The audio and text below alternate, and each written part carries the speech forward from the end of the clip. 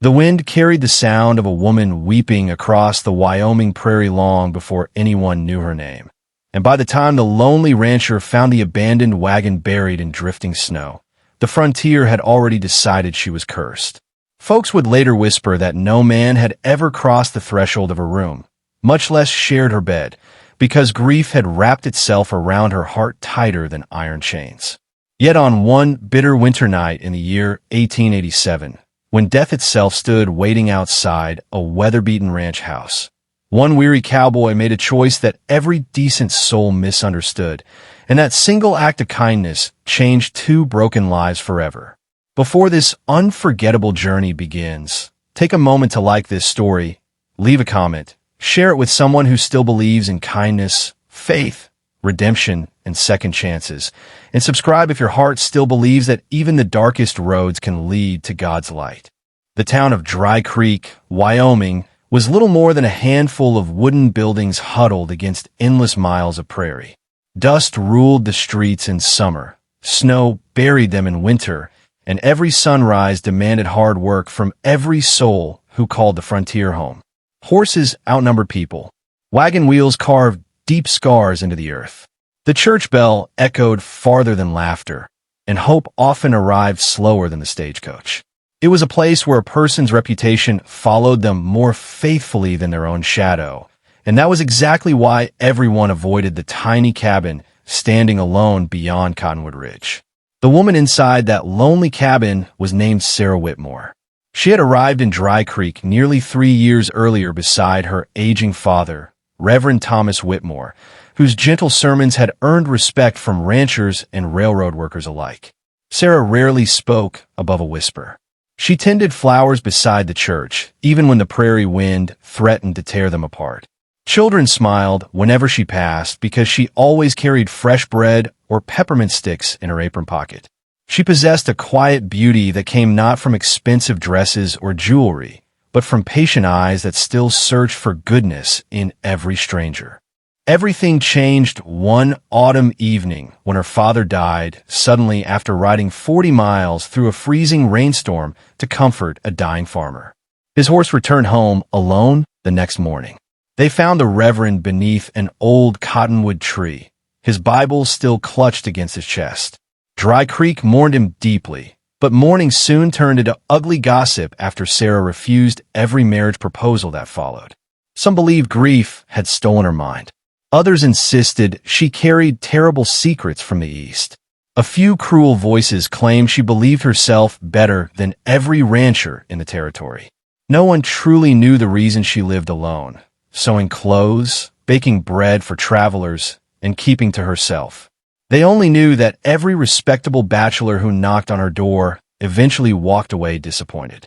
What nobody in Dry Creek understood was that Sarah had made a promise beside her father's grave.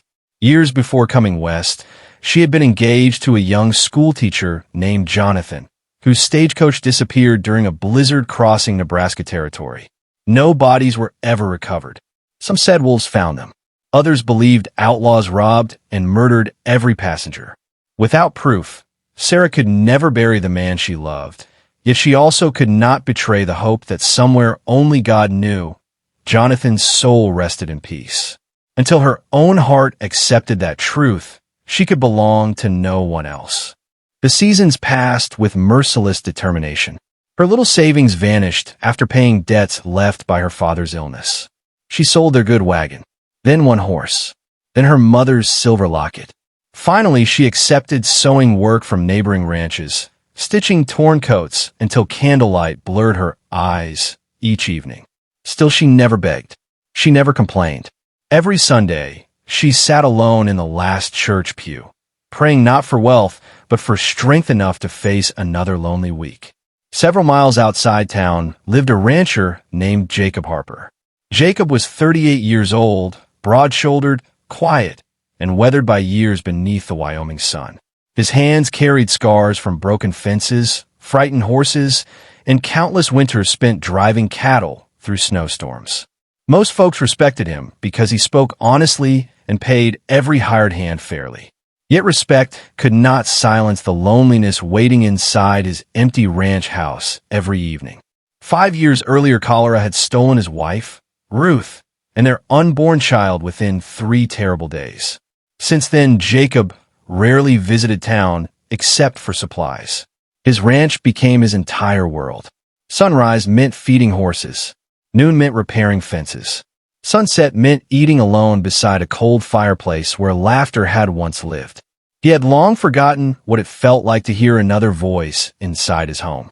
One December afternoon, Jacob hauled firewood toward Dry Creek when dark clouds swallowed the mountains.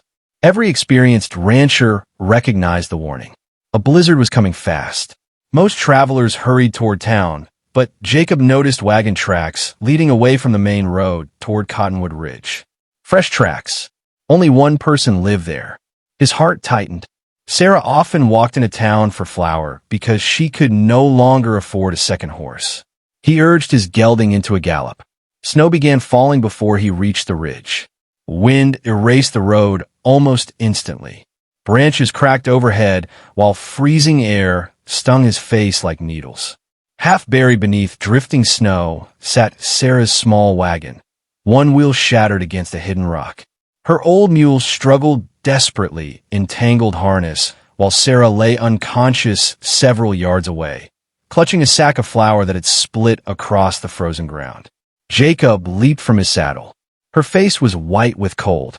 Her breathing came only in weak, uneven gasps. He wrapped her in his heavy buffalo coat, freed the trembling mule, and realized there was no chance of reaching town before darkness swallowed the prairie. His ranch was closer.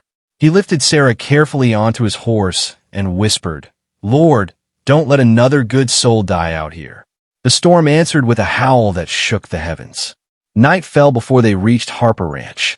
Snow buried the porch steps. Jacob forced open the front door with his shoulder while carrying Sarah inside. The fire had nearly died, so he fed it every remaining log until warmth slowly filled the room. Her hands were frozen. Her lips had turned pale blue. Every frontier doctor knew that freezing victims could slip away even after reaching shelter. Jacob remembered something an old mountain trapper had once taught him during a deadly winter years before. A body chill that deeply, sometimes needed shared warmth before blood would flow again. Pride had no place when death stood at the door. With quiet reverence and not the slightest trace of selfishness, he wrapped Sarah in every blanket he owned and lay beside her fully clothed beneath the heavy quilts, praying more than speaking. He never held her improperly. He never looked upon her with dishonor. He simply shared the warmth God had left in his own weary body. Hours passed while the storm raged outside. Near dawn, Sarah stirred weakly. Her eyes fluttered open in confusion before fear crossed her face. Jacob immediately slid away, keeping respectful distance. "I'm sorry," he said softly, staring into the fireplace instead of at her. "You were freezing. There wasn't another way." She studied the room. She noticed the untouched chair where his coat hung dripping beside the fire. She saw his boots still caked with snow. She understood without another explanation. Instead of anger, tears filled her eyes. "No one's ever," she whispered before emotion stole the words away. Jacob lowered his head. "You were dying." Silence settled between them while logs cracked in the fireplace. Outside, the blizzard continued burying the prairie beneath white mountains. Inside, two lonely souls sat only a few feet apart, neither realizing that God had quietly begun writing a new chapter neither of them had dared pray for anymore. The storm lasted 3 days. For 3 endless days the wind roared across the Wyoming prairie as though the wilderness itself had declared war on every living soul. Snow drifted higher than the ranch fences, the barn doors groaned beneath the weight of ice, and no horse could safely reach Dry Creek. Jacob and Sarah remained alone beneath the same roof, yet not once did he give the town a reason to doubt his honor. He slept each night on the floor beside the dying fire, leaving the bed entirely to her after she had regained her strength. Every morning he rose before sunrise to milk the cow, break ice from the water troughs, feed the horses, and chop enough wood to keep the cabin warm. Sarah watched him through the frosted window, seeing not merely a rancher, but a man whose kindness expected nothing in return. As the storm slowly weakened, she insisted on helping despite her lingering weakness. She baked bread from the last of the flour she had nearly lost on the trail, mended Jacob's torn work shirts without being asked, and swept years of dust from corners he had long stopped noticing. The lonely ranch house began to feel less like a shelter from winter and more like the home it had once been before sorrow claimed it. Their conversations remained gentle and unhurried. They spoke of horses of the mountains turning gold in autumn, of scripture that Sarah's father had loved to preach, and of loved ones buried beneath simple wooden crosses. Neither tried to hide the pain carried in their hearts.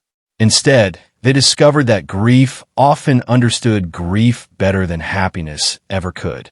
When the roads finally opened, Jacob hitched his wagon and drove Sarah back to her little cabin.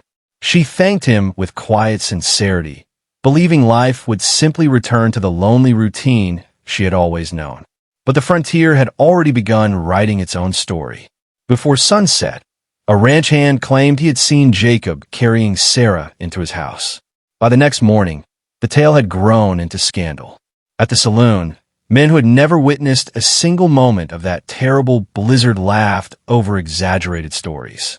Women repeated whispers they could not prove. Some claimed Sarah had secretly stayed with Jacob by choice. Others declared the preacher's daughter had abandoned every virtue her father had taught. The cruelest wound came on Sunday. When Sarah entered the little church where she had worshipped beside her father for years, conversation stopped. Friends who once smiled looked away. A mother quietly pulled her daughter to another pew. Sarah sat alone, her trembling hands folded around the same Bible her father had carried across the frontier. The sermon spoke of forgiveness, but few hearts inside that building practiced it. She left before the final hymn, tears freezing upon her cheeks before she reached the road. Jacob learned of the gossip later that afternoon. Without hesitation, he saddled his strongest horse and rode straight into Dry Creek. Dust rose beneath pounding hooves as he stopped before the crowded saloon where many of the rumors had begun. Every conversation fell silent when the broad-shouldered rancher stepped through the swinging doors. His voice remained calm, but it carried the weight of absolute truth. He told them how he had found Sarah unconscious in the snow, how death had nearly claimed her, and how any decent Christian would have done exactly what he had done to save another human life. He looked each man in the eye and asked which of them would have left a freezing woman to die simply to protect their own reputation. Not a single voice answered him. The silence inside that room became heavier than iron. Yet gossip, once released, rarely dies quickly. Though several people believed Jacob, others continued whispering behind closed doors. Sarah suffered quietly, refusing to defend herself. She remembered her father's words. The Lord knows the truth even when the world refuses to see it. So she continued sewing clothes, baking bread, and helping anyone who knocked on her door, even those who had wounded her with their tongues. Winter slowly surrendered to spring. One evening, as wildflowers began coloring the prairie once more, Jacob rode to Sarah's cabin, carrying a small sack of seed potatoes and a young apple sapling. He said the tree deserved better soil than his rocky ranch could offer. Sarah smiled for what felt like the first genuine time in many months. Together, they planted the little tree beneath the evening sky. Neither spoke of love. They simply thanked God for another season. Their quiet friendship soon became known across the valley. Some still frowned, but others noticed something impossible to ignore. Wherever Jacob and Sarah worked together, hope seemed to follow. Hungry children found fresh bread waiting on their porches. Elderly widows discovered chopped firewood before sunrise. Injured cowboys awoke to homemade soup beside their beds. Kindness spread through Dry Creek in ways gossip never could. Late that summer, danger arrived from a different direction. A ruthless outlaw named Silas Boone and 3 armed riders swept into Dry Creek after robbing a payroll wagon farther south. The sheriff, an aging lawman with an injured shoulder, stood little chance against them. Boone demanded fresh horses, food, and every dollar inside the town bank. Fear gripped every family watching from behind shuttered windows. Jacob happened to be delivering cattle nearby. Without waiting for praise or reward, he rode straight toward town. Sarah saw the riders from the church steps and dropped to her knees in desperate prayer. Gunfire shattered the afternoon silence. Horses screamed. Smoke drifted across the dusty street. Jacob managed to pull the wounded sheriff behind a water trough before facing Boone alone in the center of town. The outlaw laughed, believing one rancher could never stop four armed criminals. But courage born from faith is stronger than fear born from hatred. The fight that followed was fierce and desperate. One by one, Boone's men fled beneath determined resistance from the townsfolk, who found courage after seeing Jacob refuse to back down. Finally, Boone himself fell wounded and surrendered. When the dust settled, the sheriff stood before the gathered crowd with tears in his tired eyes. He spoke louder than anyone had ever heard him speak. He declared before every witness that Jacob Harper was the most honorable man he had ever known, and that Sarah Whitmore possessed more courage and decency than all the gossip in Wyoming combined. He reminded the town that a righteous act should never become a reason for shame. Those words broke something hard inside many hearts. One after another, neighbors approached Sarah asking forgiveness. Mothers embraced her. Old ranchers removed their hats in respect. Even those who had spread the cruelest stories admitted they had judged without knowing the truth. Sarah forgave every one of them. She knew bitterness could never build the future her father had prayed she would find. Several weeks later, beneath the golden light of an autumn sunset, Jacob rode once again to the little cabin on Cottonwood Ridge. This time he carried no supplies, only a small velvet pouch that had belonged to his late wife. Inside rested a simple silver ring that Ruth had once told him should someday bless another lonely heart if God ever sent one. Jacob stood beneath the young apple tree they had planted together. His hands shook more than they had during any cattle drive. He admitted he could never replace Jonathan, just as Sarah could never replace Ruth. But perhaps, by God's grace, two wounded hearts did not need replacing. Perhaps they only needed healing. Sarah's eyes filled with tears as she looked toward the endless Wyoming horizon where the setting sun painted heaven itself in shades of gold. She remembered the blizzard. She remembered waking to find a stranger risking his own life simply so hers could continue. She realized that no man had ever shared her bed before that desperate night, not out of romance, but out of pure compassion. And it was that selfless act, untouched by selfishness or desire, that revealed the character of the man standing before her. With tears of gratitude, she placed her hand in his. The following spring, the little church in Dry Creek overflowed with neighbors who had once doubted them. Horses lined the hitching posts. Children scattered wildflowers along the aisle. The same church bell that had once tolled for funerals now rang with joyful celebration as Jacob Harper and Sarah Whitmore became husband and wife. Years passed, and their ranch became known as a place where no traveler was ever turned away hungry, no orphan was refused a bed, and no widow faced winter alone. The apple tree grew tall beside their home, reminding everyone that the greatest blessings often begin during life's fiercest storms. Folks who once repeated ugly rumors now told their grandchildren a different story. The story of a lonely rancher whose kindness saved a woman's life, and, in doing so, rescued his own heart as well. If this story touched your heart, please take a moment to like, comment, share, and subscribe. Your support helps keep stories of faith, kindness, redemption, and hope alive for others to enjoy.